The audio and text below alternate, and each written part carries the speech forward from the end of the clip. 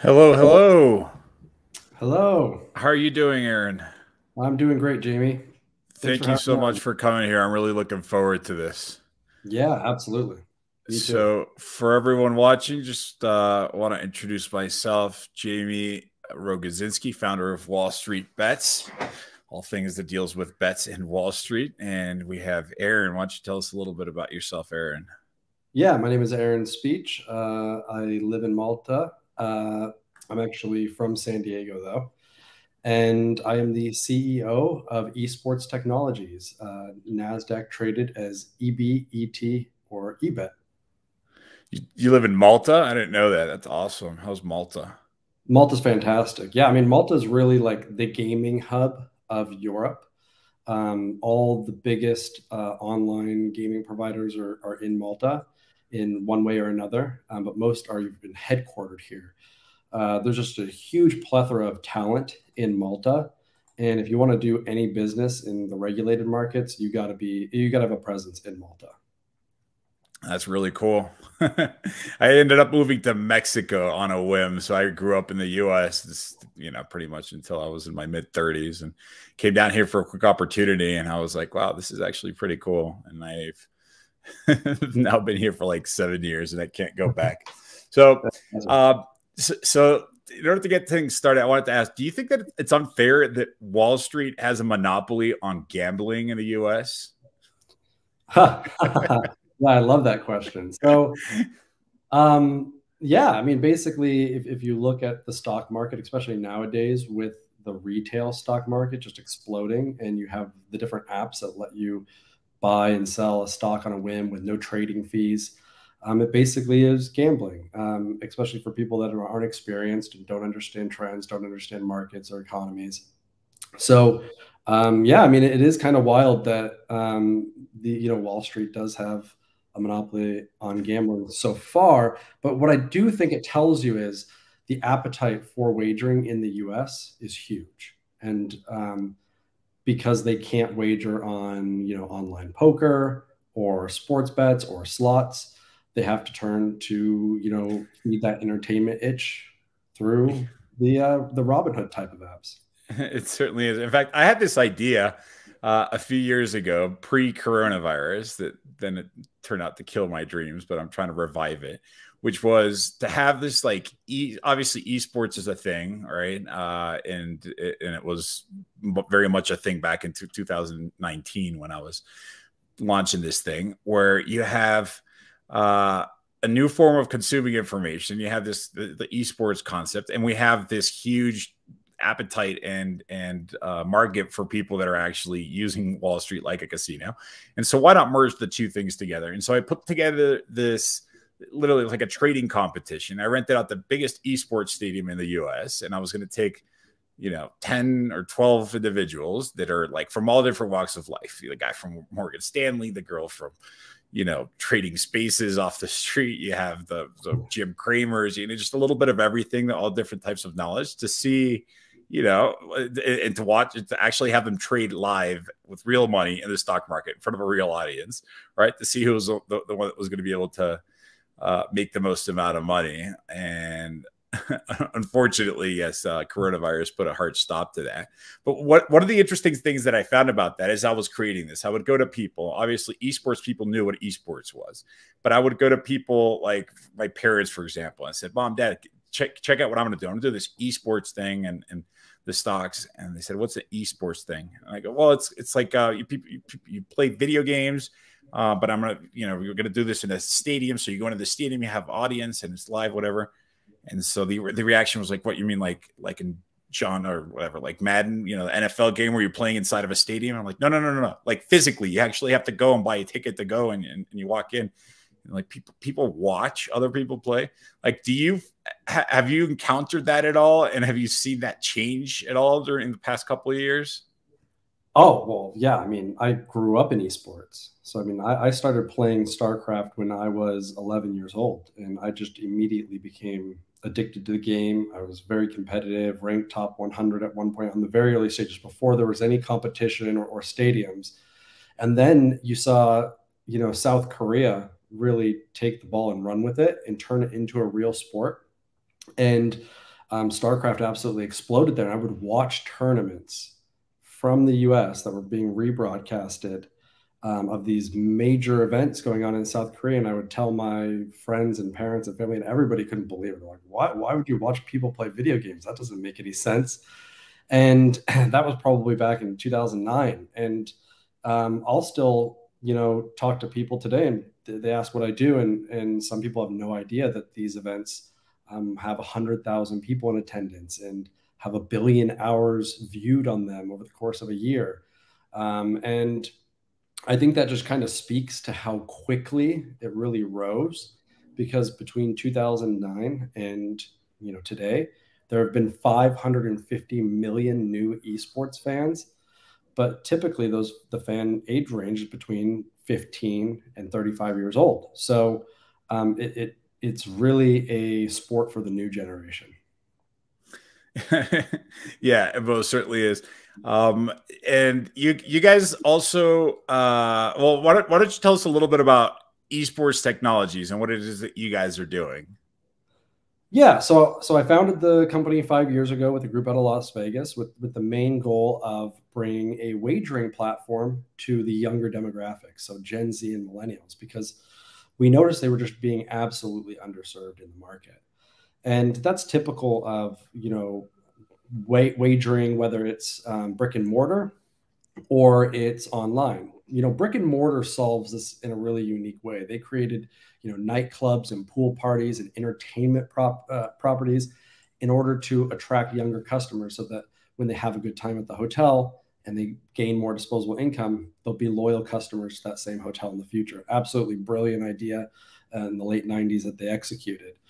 Online has really struggled to be able to adapt and get younger customers on their platform, because it's tough to change a website when most of your customers are in their 50s and 60s, because they won't like the new changes. So the first thing we realized we needed to do was really have a full new user interface and user experience that really spoke to the way younger customers expect a website to work. The second thing we did is we looked at what are millennials and Gen Zers watching. And it turns out overwhelmingly, they're watching esports. And if you look at esports, it's growing significantly faster per capita than any other sport in the world, including soccer. Wasn't there like a competition a few years ago? I forget the name. It's killing me. That had more viewers than the actual Super Bowl itself. It was like the final of, as soon as you say the name, I'm going to remember. But it was like what's one? The Dota 2 International? No, it was some other one. It was like the the one that came after StarCraft, whatever it might be. But there was like 100 million viewers that they had. Here, I'm going to Google it real quick. But yeah, no, it's baffling with the amount of viewers that you have. And the other thing that like draws my attention to me is the actual amount of money that these players make, rivals by quite a bit what actual sports legends are able to make, right? Like you think like, I don't know, Ronaldo or some what was this soccer one, whoever it might be, like they can make tens of millions of dollars per game. Absolutely, and they are making seven figures. And if you take the Dota 2 International, which is the biggest event every single year, the prize pool has eclipsed $40 million for just that one event, right? And if you take a look at like the Golf Masters, which is very revered, right? It's an internationally watched sport. The total prize pool for the Golf Masters is $11 million. So we're talking quadruple the amount of money for the tournament. The only way they can make that happen is if they have the advertising dollars and the eyeballs watching it, which is what should really make everybody wake up and go, oh my God, this is not just a fad. There's serious money behind this. The players are making serious money, and these events are for real. Yeah, and I just saw it was a League of Legends. That's the one that was, and it was a few years ago, and it was making yeah. It's because esports is a global, event, and it's not just dedicated to the United States. Whereas the Super Bowl, there might be some international viewers, but most of the viewers are contained to the United States.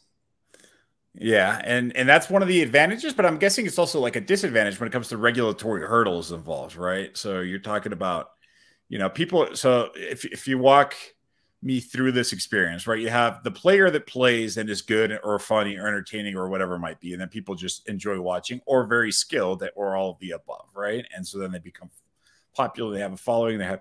But you have the viewers that come in and say, okay, I want to actually enjoy watching this guy play because of all of the above, right? And then as an enhanced experience, let's go ahead and make a bet, right? I bet that this guy's going to win, right? Is this accurate as far as what the experience is like?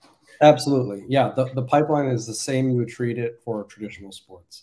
And what can they bet on? So the outcome, I'm guessing, who wins, right? Exactly. Win, loss, over, under. But then there's also 30 to 40 other lines, depending on which sport we're talking about. And there's a plethora of things. They can bet both pre-match and live. So you can actually place bets live while the matches are going on. And you can predict things that are going to happen, in the next few moments. So in live betting, for example, it's about 50% of total esports betting now. So and we think that's going to shift to 70%. Really. So you can have like an actual chart where you're showing whatever, some kind of a metric that's quantifiable, and you can have people come in with their statistical analysis and Fibonacci traces and support. Or is it like, is this where things are heading at? We absolutely do already have those kinds of players. Yeah. We provide tons of data as well, right? Because it's more engaging. We don't have a reason to hide behind a lot of the statistical data. Obviously, we do our own odds and modeling, and that's something we're really proud of. But we want the customer to have a shot to take a look at the data and make some decisions for themselves. Well, I guess that's what also makes like baseball interesting, right? Baseball, for someone that doesn't really know it or watch it, can think it might be unexciting, right? Because it can take forever. These games technically unlimited, and they're kind of slow impact. But once you start getting into the metrics of it and appreciating all the strategy behind it is what makes it more engaging and fun. And so in that direction, are there like derivatives, like stock options, leverage products, all sorts of all the fun toys that come every time? I know that crypto is a market that's no longer that new, but when it first started, it's like, well, you can buy it, you can sell it, the price goes up, the price goes down. Now it's a full-blown market. You get futures, and I mean, you have such sophisticated tools. You see that happening with esports? Yeah, I mean, well, when you're basically buying a future, you're buying just win or loss, right? Pre-match on a bet. So that already kind of exists. It's just we use different terminology for a lot of it. We have insurance, so that you can buy insurance on the bets that you place. You can do multiple bets at one time. That by the way, is a stock option. That's exactly what you just described. Yeah. Can you sell insurance on that bet? Can you take the other side? But we sell the insurance, but the person can't sell the insurance back. Okay, can the person buy insurance for a bet that they didn't make? No. Ah, okay. Well, that's the missing key, right? If you're able to buy insurance, because stock options, like they sound really complicated, but at the end of the day, I mean, they are complicated, but the crux of it, the reason why they're so attractive is because they're leveraged. In other words, you pay a little bit of money and you can either lose it all or make a lot of money. So let's say, for example, that you buy insurance on $1 million bet, right? And let's say that insurance costs you $10,000 per se. Well, in theory, you can not make the $1 million bet, pay $10,000 to insure that non $1 million bet, and if you win, you get your $1 million. Sorry, if you lose, right, you lose your $10,000, but you get $1 million back, right?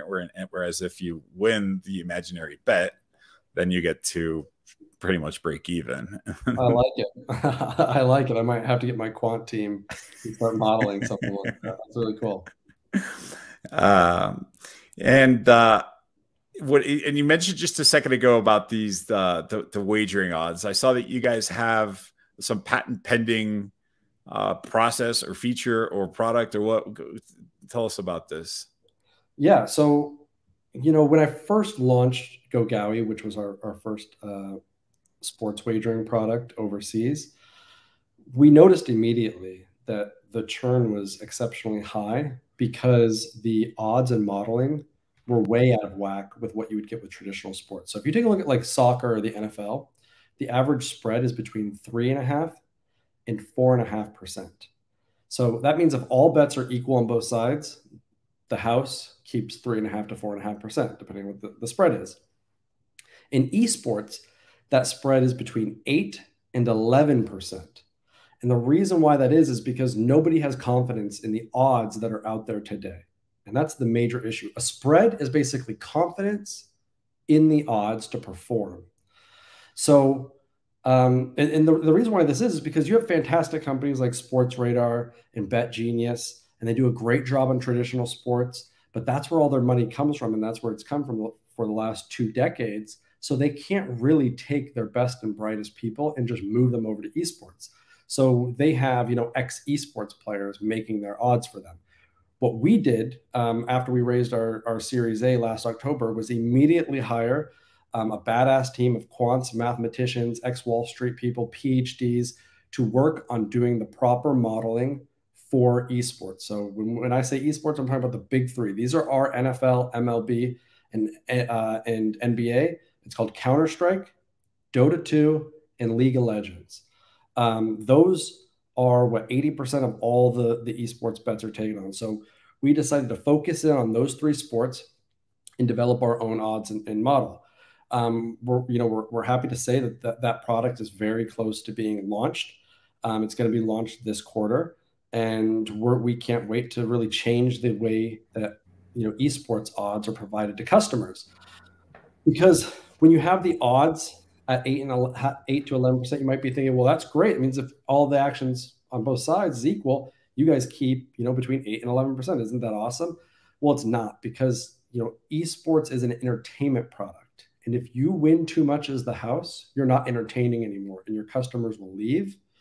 And you want them to win. You want to show big wins. That's why you see DraftKings advertise their big winners, and you want to be able to say that you pay out healthy amount of the money that you take in. So you don't want to really go over 5.5%. If you go over 5.5%, it means your players are winning less when they win, and they're losing more when they lose, and you drain their account too quickly, and then that's when you see high churn numbers. But starting this year, that is going to change. But when you say the house, is this, there's a house and then there's players, or there are players that bet against each other and the house is administering it, taking the rake in? No, we don't do rake betting on sports gambling. Okay. That's all, they're playing against us. So we have risk involved as well. Gotcha. And so the mechanics of this is to try to make the most precise, so you make it the most exciting. Because I was watching this show on Netflix. It was really fun. It was called Bad Sport, right? And this is about people that cheat in sports, and it's actually pretty fun. But one of the chapters was about, I forget the full chapter about it, but there's people that were fixing the game, right? So they would pay the guy to lose or win or whatever, but not win or lose. They would have to win by a certain amount, right? So that they wouldn't tip the spread. And so this guy would go to Vegas with like duffel bags full of cash, and they had to pay the minimum amount to not raise alerts at each different venue and whatever it is. But he noticed that like the spread, because he was making these bets so big, that the spread ended up working like against his favor, because the casino's reacting to, wow, there's a lot of people taking the other side of this bet over here. Is it like, is that possible with your model, where if you have enough people that are taking the other side of this bet? And if so, now that I say this out loud, what kind of mechanisms are in place to avoid that type of foul play or bad sportsmanship? There's nothing you can do to avoid all the action coming in on one side. So there's a difference. That's called moving the line, right? Okay. And when you're moving the odds line, your spread isn't really changing. So you're still keeping it 3.5% or 4.5%. But what you're doing is you're shifting it against the action to make the other side more attractive. Got it. And what you're trying to do when you do that is you're trying to entice customers to take action on the other side, because now the price is really good. So it's almost like a market move. And yeah, we absolutely do that. We'll move the market if we want more action to come on the other side, because a sports book's ideal scenario is as even action on both sides as possible. So if we can move the line, and even though the odds are now significantly better for, let's just say, Dallas Cowboys versus 49ers, if we move the line because all the action's coming in on the 49ers over the 49ers, people are more likely going to place a bet on Dallas. We don't care. right? We just want the action to come in, even though we're giving them a significantly. Did you watch that game, by the way? I did. I'm a Niners fan too, so it was a good game. I watched the end of it. I was like sitting here with my brother-in-law, and he understands most of the rules. And obviously, he's a big fan of football, right? But like, I'm kind of walking him through the strategy. I'm like, well, they're running down the clock. They still have a shot. He's like, yeah, the game's over, when they had like a minute left on the clock. And I said, no, they're going to just stop the clock by running to the outside. He goes, why? And I explained, well, that's cool. Right. And so all of a sudden I'm like the expert, which I'm by no stretch of the imagination an expert on football strategy. I just know that particular one. And then we're watching like the last few seconds of the game where they're, like the quarterback ran and then he falls. I'm like, oh, now they have to really like run, set the line and spike the ball in order to stop the clock. And then all of a sudden, like, what the hell just happened? I don't know. Why is the ref coming in? Oh, why did he put So I could not explain that. That was pretty anticlimactic, but I'd never seen that in football in my entire life. I'll take it though, because that was a heart attack for me. That quarter was brutal. So somebody on Twitter said something like, yeah, the 49ers did everything they could to give the game away, but like the Cowboys would just have none of it. They just, it's better to give than to receive. Like that's really funny. So tell me about like the competitive market. Like, so esports technologies, obviously this market is growing. This market is niche. I'm assuming that it benefited from the same effect that a lot of these remote from home entertainment venues ended up working, right? Or I know for a fact that with Robinhood and with Wallstreetbets and with people that are taking stock, like obviously that exploded as well. But what is it you guys are doing to set yourself apart, or what is the competition landscape? Is there actually a one-to-one competitor given that there's so much innovation? Yeah, I think that's the main issue, is the lack of innovation, really. There's a lot of companies just trying to, add esports to their traditional sports book, and it's just proven not to work because traditional sports fans don't bet on esports. And it's hard to get those younger customers onto those platforms. The websites look like they were built in the early 2000s. And, it's difficult to launch a wagering product. There's lots of regulatory issues you have to go through. And, that's probably a huge deterrent, which is a huge benefit for us because we've gone through all that. We're extremely experienced. Getting regulated in Curacao, regulated in Western Europe through the acquisition that we just did. And for us, it's a huge advantage because you kind of just see the normal faces that try to launch, wagering products, which is usually small teams, very, bootstrap kind of operations. Whereas we came from it from more of like a Silicon Valley startup, point of view from it. And that allows us to create technology that's going to service this new generation of wagers significantly better, not just on the esports side, on the traditional side as well. What are like in the US, I know in 2012, when World Series of Poker came out, I became like the best armchair poker player, Chris Moneymaker in the world, speaking like a true pro with my gut shot straight draw in the whole 9 yards. And then I went on Poker Stars, or I forget, there's like a bunch of them, and I would play and I'd actually put money in there. And then next thing you know, I think it was with Barack Obama. I don't remember which president, but like they ended up raiding all these offices and they charged them with terrorism laws and whatever, and like made it the whole thing illegal and stopped the show for them. Mm-hmm. But since then, I know that there's been a lot of changes in the opposite direction, right? They've been taking like the marijuana approach. Let's slowly decriminalize this thing. If you do it in this state with this jurisdiction with this thing, and and now I know for a fact with regular sports you're able to do this more frequently. What's the status of that in the US specifically for esports betting? Yeah, so we call that Black Tuesday in the industry, the day they raided everything. But the Supreme Court actually overturned that 3 years ago, and for the last 3 years you've been seeing states draw up their own regulatory laws to figure out how they want to do gambling online in their state. So the first one was, the first one out of the gate was New Jersey. I think that they're probably the most prominent one that everybody knows. And you can do full sports wagering, esports wagering, casino, live casino games. So they have a plethora of options to wager. Every state is deciding their own tax structure.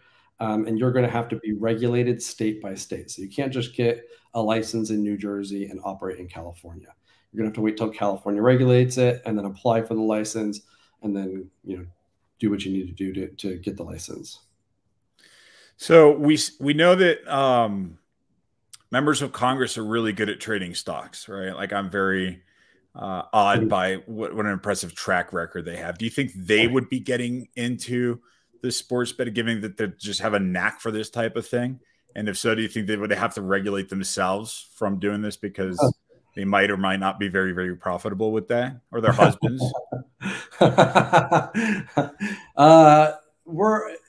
Well, let me put it to you this way. Yes, if a congresswoman or senator owns one of the sports teams,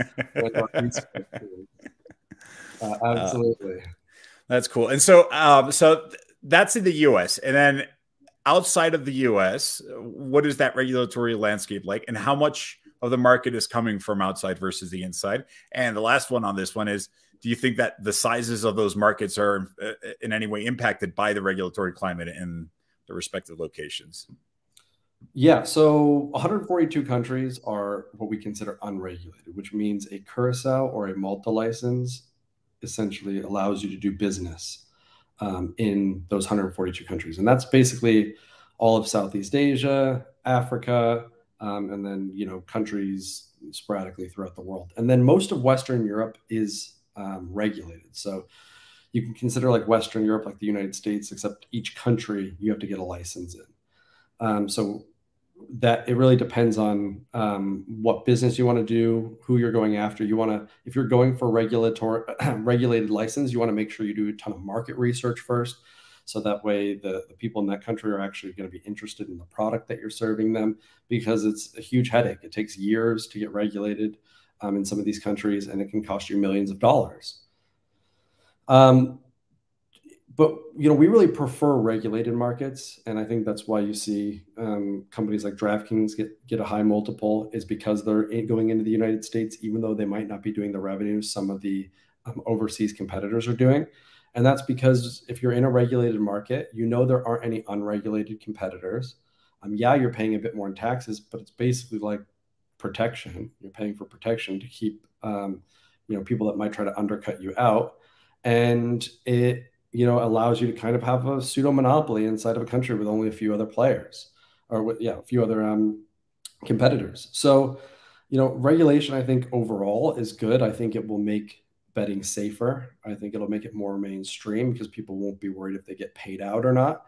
And that'll only benefit a company like us that's on the NASDAQ, that's already got the credibility of being a safe bet, so to say. Well, yeah, I feel you with that one, because in the crypto world, that's 100%, right? Like, I'm getting involved a lot with these different cryptos, this hybrid crypto stocks thing, and they're like, "What do you think when the big bad regulator comes?" I'm like, "I cannot wait for them to come." I'm like, "Yeah, but they're going to make it hard." I'm like, "Yeah, that's fine. Like, even if it's like a bad set of regulations, we can work around that framework, and we can then lobby to make it better, whatever." But the uncertainty that is caused, and the lack of formal processes and all these different things that you need in order to operate with confidence. In fact, I have this friend, this acquaintance, that was doing something which I called regulatory arbitrage, right? And this was a few years ago when, once again, I don't know why I keep coming back to marijuana. I don't even smoke it, but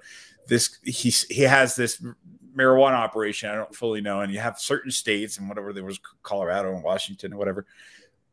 He would go after the really difficult ones, like Massachusetts and Texas, and I don't know which other ones, Florida. And he was starting this really, really impossible process of getting somehow registered as the medical, whatever version that particular state had. And it's a very expensive process, and it's a very time-consuming process. And yet you do have to actually kind of lobby your way into it. And he was doing that there as opposed to in the states where it was fully legal. And his argument was, because I will have a monopoly in these states, right? Like, once these states also regulate and they've legalized or decriminalized, once they start catching up, I'm already going to have my shop set up, and everybody else has to submit their application over there and stand in the back of the line, and I will have this opportunity. And that was like a very clever maneuver, very time consuming, very expensive, a lot of patience. But it's clearly a really smart strategy, because once you get the seal of approval by the government, then you get the floodgates open, and whoever can capture the most of that market is able to do, to do the best. And so within the U.S., one thing that on this question that wasn't immediately clear, in the U.S. itself, like you can already bet in the U.S. or you're still working on it, or what's the status inside? And I'm bringing this up because somebody from YouTube asked, when will Esports Technologies be getting into the U.S. market, from Hack Dan on YouTube? Yeah, so we currently don't operate in the US, but we are very interested in being in the US, and I think you'll see some things down the pipeline extremely soon from us that show that dedication.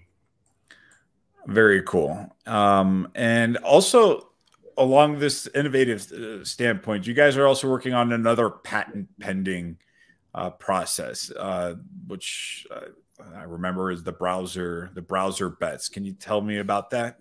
Yeah, I would love to. So browser bets is a unique piece of tech that allows you to bet directly in stream in your browser using a Chrome extension. So when you're on our site, whether it be eSportsBook or GoGowie, you'll have the option to download a Chrome extension.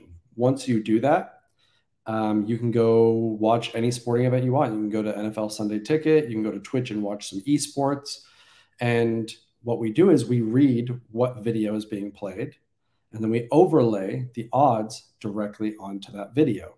So that way you can place your bets directly in stream and neatly close it away when you don't want to see it. And then when you want to open it back up and place your bets live, you can do it without having to go to your phone. You don't have to click over to a different tab. You don't have to try to fumble with anything else and miss your bet, because a lot of these live bets are extremely quick. And it'll bring the betting experience directly to the customer where they're viewing the content, which is huge, because right now there's a massive, vie for eyeballs right now, right? Everybody's trying to get you to watch their content as much as possible. Me as a gambling operator, I'd prefer to stay out of that war, because I don't have the hundreds of billions of dollars in marketing that Netflix and Google do. But what I would like to do is bring my content directly into their stream, so that way they don't have to go anywhere else, and they get a seamless experience that's frictionless for the consumer. So those are the kinds of pieces of tech that we're thinking of, that we want to bring to the forefront of the wagering industry over the next couple of years. That's actually super smart, right? Because I would guess that most people say, I have this really great idea, right? We have this great experience. We have this great ability to provide, whatever the odds for the wagers. And so I'm going to create my own app and have people do it. And maybe you guys are also doing that as well or not. But instead of saying, I'm going to pull everyone to me, is this thing is like, people already have their preferences. They already know how they like to watch their sports. I'm not going to try and peel them away from her. Sure, maybe you offer your own in case they're new or it's better or whatever, but you're not going to stop them from doing it their way, and you can pretty much inject yourself. That's actually really 100% great. But the bigger piece of it too is, say a customer was just browsing the internet, they land on a Twitch page where there's an esports event going on. They were never planning on betting on it. It's not something that would have ever crossed their mind, but because they were browsing the internet and they're interested, they're going to automatically get to see those odds right there. So now they can have an extra form of enhancement and entertainment on something before they would have never gone to our website to place a bet on it, because this was just they were just channel surfing essentially and landed on a form of entertainment they like. So that's what we really want to make sure that we accomplish with that product. And we're really releasing that in the first half of this year. So it's going to be extremely exciting for the wagering industry. And can you use crypto? Can you use crypto to place bets? To place bets, exactly. You can't use crypto to place bets, but you can deposit using crypto. It just gets converted into. Oh, okay. So you can use crypto to have your experience. Absolutely. There. So yeah, absolutely. So you link your Bitcoin account. Yeah. It'll just show up as dollars. Yeah. No, that makes sense. Yeah, you have, because otherwise you turn into like a Forex market too, and then it's a pain. Yeah, exactly. I get that. And I say that just because, number one, the tremendous amount of money that is in crypto. Like I'm no longer impressed when I meet a crypto billionaire, right? The first one I was like, oh wow, this guy made $1 billion with crypto, right? Now if people present, so I know that there's a lot of that. And there's also very enthusiastic fan base in that world as well, and I'm guessing that also overlaps with the demographic that you have, which I understand is the Gen Z millennials, kind of geared towards the younger set of people. So that makes a ton of sense. And what about now that we're doing like metaverse and I don't know if NFTs necessarily go into this, but in the metaverse, I could see that being relevant. Where do you see that playing? Yeah, I mean, we've taken a look at some awesome metaverse tech over the last 6 months. I mean, obviously you have the virtual casino where you're walking around inside the Bellagio in your headset, placing bets with other people, and half the people look like they're cats and dogs, right? Everybody has their own avatar. So those are obviously very cool. But I think you're going to see a lot more unique applications of the metaverse for the wagering industry. And I think you're going to be able to have a lot more gambling content that is, for a newer generation, people that are basically have been on the internet their entire lives and are now going to be, in the metaverse for most of their lives. We can't really talk about what we're working on, but it's something we're extremely interested in. That's awesome. I'm actually really excited to see what the innovation of it, because right now the metaverse is, whenever I've gone to various metaverses, you have a lot of really cool applications for these things, but I would say the majority of the active content is casinos, right? If you go to like the Bored Ape Yacht Club on Decentraland, it's a casino boat, right? Like, these things, it's all casinos, which, I guess it makes sense. It's a quick way to get people engaged and keep them there and make money. But I'm excited to see where the innovation is and the actual experience itself changes, right? Because if you're just saying, oh, okay, well, I want to bet on an esports tournament or game, I can click here, click there, put on my VR, and do the same thing. And it's just a different way to process it. But I'm really excited to see the people that innovate past that. And I'll give you an example. Like, I was in Miami recently, and I gave some conference, and somebody asked me about the metaverse and where it's going to be in the future. And I said, I'm not smart enough to tell you, right? But what I can tell you is, when computers first got mainstream, they first went mainstream, and when they were designing them, they try to create the experiences close to what people were comfortable with. For example, you would have a desktop, you would have folders, you would have a file, you would have a trash bin, which then turned into a recycling bin for environmentally friendly people, but they found a way to do it.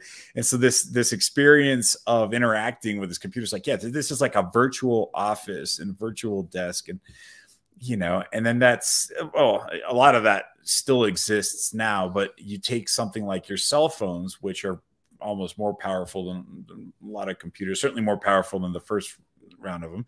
And it's no longer that experience. It's no longer point with the mouse to click or whatever. It's drag and pinch and zoom, and you don't see the word files anywhere in there. And you're rotating this thing around, and you're interacting with it, because it's got like sensors, so you can shake it to play certain games, and you can, measure. So all of a sudden, we've now transformed well past whatever the first version was. And I think that with the metaverse, it makes sense to say, well, what are we going to do with this little virtual space? Because the technology is cool. You can move around and it moves. So let's make a casino or a shopping mall, and let's sell a banner ad. And I'm actually going to sell it with the dimensions that are two-dimensional, because normal ads are two-dimensional, right? And but I know that people are going to say, well, why do we have gravity in this thing? Why can't you just kind of fly around in it? Why do you need to have like individual? And all of a sudden you're thinking well past that. And whoever defines the metaverse is like in second grade right now, because they don't have that chip in their head. They haven't been to a mall. Thanks to coronavirus, they probably never will go to a mall. So, their new experience is going to be this just, I don't know, awesome conceptualization. So I think I don't know. I'm looking forward to seeing how esports as an experience, right? People that want to actually go watch it and interact with it in a different way.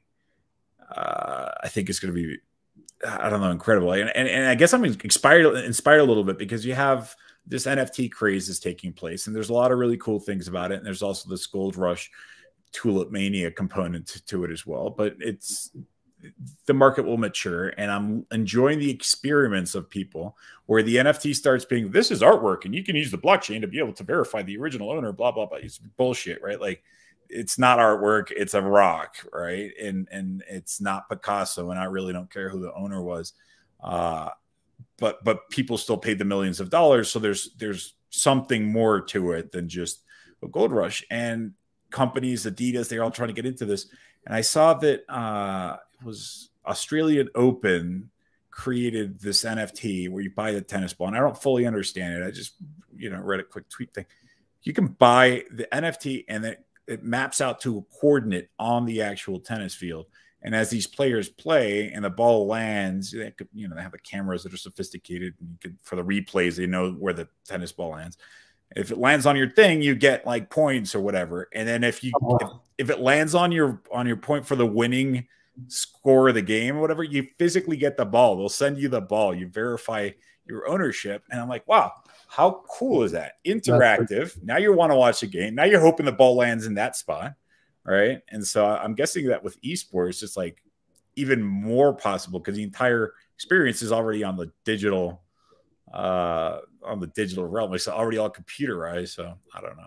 Yeah, I mean, well, with esports, it's a no-brainer. I mean, all these games are video games, right? They're digital, and it doesn't take much, especially for a game like Counter-Strike, to not just put you in a virtual stadium, which is like, let's just put you in a virtual stadium 20 rows back, like you would buy a ticket for, but actually on the battlefield. They don't see you on the battlefield, but you can walk around the battlefield as like, that's awesome. And I'll be like, oh, he's sniping here. Let me watch and stay next to him while he's playing. So you'll actually be able to be, in the actual game itself without being an interactive character or somebody that can affect the game, but just as a viewer. And you could be with your friends. One of your friends can be across the battlefield and you can be on the other side. And all the meanwhile, you could be placing bets on this, right? Looking down at it like a virtual tablet, placing bets while they're in the middle of a campaign. That's incredible. Actually, I hadn't thought of that. And Counter-Strike, by the way, it's like one of the few games. I'm a I don't know. I think in a past life I must have been a gamer because I just am drawn to them, and I own every Xbox and PlayStation, whatever. But I just cannot find the time. And now that I have kids, it's just like impossible. And I'll sit there and I'll start to play and I'll enjoy it, and then life gets a hold of me. But Counter-Strike was like holds a special place in my heart because during college it was responsible for many a sleepless nights instead of cramming for final exams. Those stupid 3-minute games. It's just one more or whatever. They were so short and so addicting, and then you'd get shot, and then it sucks. And then, oh man, that's a really, really cool experience to be able to have. And I'm guessing that also opens up to even more lines of wagering, right? Like I'll bet you 100%. Die with a grenade, or I bet you, it's more towards the experience. Like with football, it's like the number of yards for the pass or whatever it could be.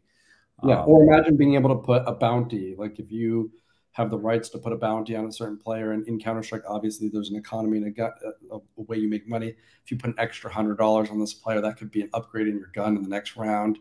Being able to make it more fan interactive. And the great thing about it is that Valve, which owns Counter-Strike and Dota 2, is an amazing company. They're fully open source. Obviously, they have the Steam Index, which is their VR headset. And I think they're fully in support of these kinds of products.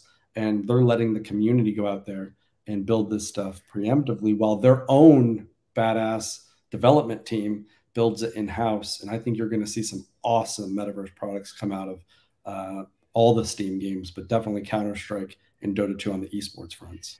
But just to make sure you understand, when you say like the bounty, it's like I'm going to put a bounty on that player so that everyone tries to kill that player so they can get rewarded in game. Correct. Is that what you mean? Yep, in a certain time amount. Yeah, so you could set a time limit on it. Obviously, for the top high-end matches, the tier 1s, that would never be something that would replace because it would throw off the strategy. But in tier 2, tier 3, tier 4, ways to make the games more interesting. They're always trying to get fans more involved. in esports, and it adds a layer of complexity that players will have to think on their feet. Or maybe you can gift somebody as a community a certain gun that they don't have, so now that the community's basically upgraded them, and maybe the other team doesn't know that they got upgraded. So there's lots of different things you can do. That's awesome.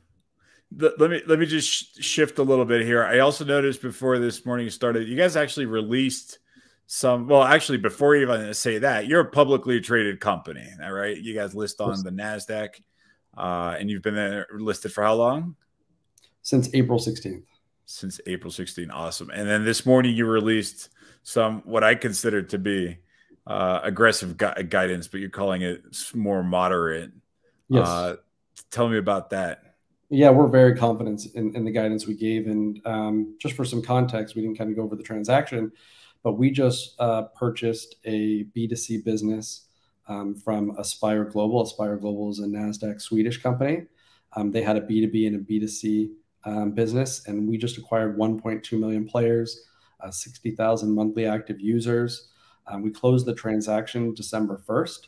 And really, one of the main reasons why we wanted them was because, number one, it gave us instant access to Western European countries like Germany and the UK for our esports product.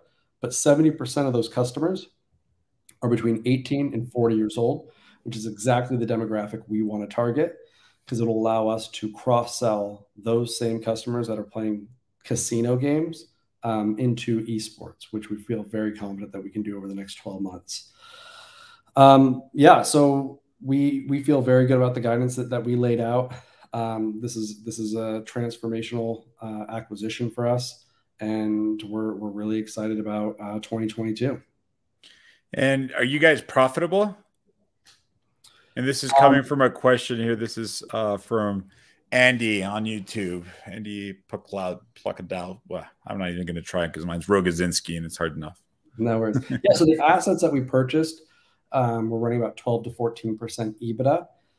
We're choosing to reinvest that EBITDA into tech and marketing. So combined, it's not, but the assets that we purchased are more profitable. So you're doing like the Amazon strategy. Correct. All right. So for those that don't know, like Amazon for the longest time had zero profitability because they would take every dime and they would reinvest it into growth. And now they dominate half the world and they're working on the extraterrestrial portion of it. Yeah. We have to remember there's 550 million customers. I know I've repeated that several times, but it's so massive. And 99% of these customers have never placed a bet on esports or traditional sports. And we are in a mad dash right now over the next 10 years to capture as many of those customers as possible. And that is our main goal. So we are going to be reinvesting in marketing, reinvesting in technology until we build that market share out to where we're the dominating player. And so and I also know that you guys have done a ton of acquisitions over the course of, I don't know how long it's been, right? Like, what does that mean as far as I'm looking at everything, at least from the consumer standpoint, like the experience that you guys are able to offer? Is this one platform that you're consolidating with all these acquisitions or these technologies that you're plugging into? What it is that you have? Why don't you tell me about that? Yeah, so we have different assets in different regions. So with the Aspire acquisition, we got 6 different properties. Again, they're in different regions of Western Europe, but they're all using Aspire's same backend. And GoGowie, which was our unregulated esports product, we have brought that on to Aspire as well. We actually just launched that on the Aspire platform, and that allows us to consolidate. So all the backends are on the same platform, which allows us to cross the customer into different buckets. If they want to play an esports product, they can make an account and have it linked with their other account. Got it. Makes sense. So our back end is the same, right? Yep. So we consolidated basically like the back end software portion of it, but there's still several pieces of front end software that the customer can pick and choose depending on what region and language they speak. Yeah, that makes sense. And do you play video games or do you watch video games or both? So I know you say you've been in esports forever, but I don't know which side of the fence you were on. Both. Yeah, absolutely. You know, I mean, I don't play as many video games anymore. Mainly just, you know, slower strategy games like Civilizations, something that's kind of calming. And I watch tons of esports, right? Number one, it comes with a job, but number two, I love it. You know, esports is extremely entertaining, high paced, and you know, once you kind of get dedicated to your team, it's really no different than traditional sports, or if you're a soccer fanatic or an NFL fanatic. Once it captures you, it captures you. Which ones do you like? Counter Strike, and StarCraft. So Yeah, those were the those. two I watch more than anything else. That's and then play. You were mentioning you're not doing these slower ones, but back when you used to have time, which ones did you enjoy playing? Oh, StarCraft, Halo, Counter Strike, Overwatch. I mean, yeah, you name it. If it was competitive, I at least tried it. But it's tough because you know these games like it's extremely hard to get good at them, and you have to dedicate hours and hours of time. So it's no different than a kid that's outside shooting hoops in the basketball hoop and he's spending 8 hours out there. Most people go, damn, that's dedication. Look at him. He is going to be something one day. People don't really look at a kid sitting on their computer playing video games for 8 hours, you know, practicing the same way, but they're going to start doing that. And I think they've already started to shift their thinking on that, but it's really no different. That is the kid shooting hoops for 8 hours and having dedication towards basketball. Yeah, and it's almost somewhat unfair in that you have parents are like, why don't you go outside and do something with your life, right? Like, well, why are you sitting in front of that computer all day long? But like next thing you know, they're making more than Beckham or Yeah, whatever. absolutely. Yeah. And so, what is it that you're excited about for 2022 for this upcoming year? God, I hate saying that name. I That know year. it's brutal. Um, yeah, I mean, our odds and modeling product, our browser bets product, and you know, we're just excited to show the market, show our investors what we are going to do with the Aspire assets that we just acquired. So it's going to be an incredible year for eBet. And then for you, with regards to these implementations and after COVID specifically, are you guys doing everything remotely now? And I'm just trying to get a gauge for what your life actually looks like this year. You're going to be traveling to different things and conferences and meetings and physical esports stadiums to to watch tournaments. Yeah, Or I'm fully booked on conferences. I've got conferences nearly every month going forward. I mean, obviously barring COVID, but some of them are virtual. But we have an office in Malta. This is kind of our headquarters out here in Europe, and then most of our other employees are remote. So you know, we're almost up to 100 employees now, and I would say you know a third of them are here in Malta, and the rest are working remote. gotcha. Actually, I just got this random question over here. So you have all these PhDs and rocket scientists that you hired for your wagering odds model. Can they do that with? Can they just change the settings on it so that they can point the stocks? Tell me what the Well, odds of them going up and down are. funny enough, I mean that's where we like to pull people from our you know hedge funds, quants.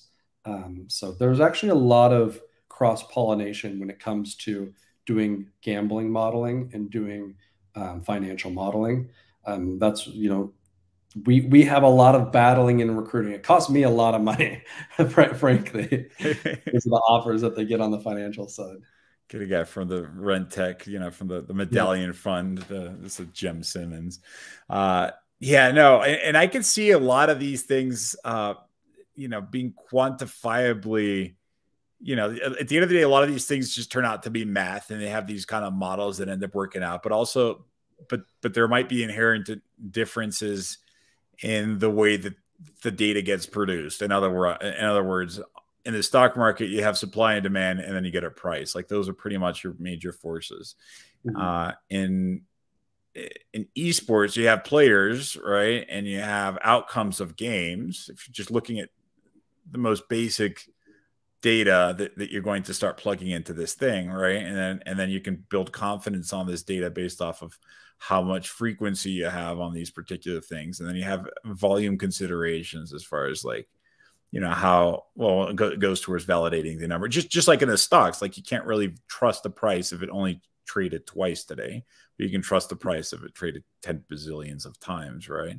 Yep. And I guess there's no really question here. It's more me just trying to figure out, because it sounds like an interesting puzzle to solve, and I just love puzzles, and I love the ability to find arbitrage opportunities, because one, I can make money from them, and two, if I do find one that does actually help me make money, that arbitrage opportunity will then close, which sucks for me, but it's great for humanity, right? Because now you've built more confidence into that particular loophole that's been closed, and if you create an arbitrage opportunity in gambling, typically what will happen is you'll get contacted by the sports book directly, and they will pay you a huge sum of money to be able to plug that into their model. that's really funny. Oh, well, there you go. There's your actual your Happens all bounty the over time. there. Yeah, when we track all of our players. So if somebody is winning at a really high clip, and it turns out they're a sharp player and they're using analytics, any sports book will pay them good money to plug that into their model. It'll obviously close that loop for the player, right? Of course. And for other players, but the person who came up with it generally gets a pretty good amount of cash. There's your additional motivation for all the people to go in there and try, especially when things are new, right? That's when you can best find them. We had yeah, well, I won't get into the stock side of it, but you have a lot of things that are new and implementations that are new. So there's lots of different locations for people. And you can actually, if you're good at solving that type of problem, then you've just explained to these people how they can make a lot of money by pretty much selling that back to these companies. But anyways, we're running up on the time. Was there anything else that you wanted to talk about? No, just thank you for having me. We're really excited to kick this year off and show everybody what we're about. Well, thank you so much. This was super informative and super entertaining. I hope you enjoy the rest of your day. Awesome. Thank you, Jamie. Take care. Bye. Bye.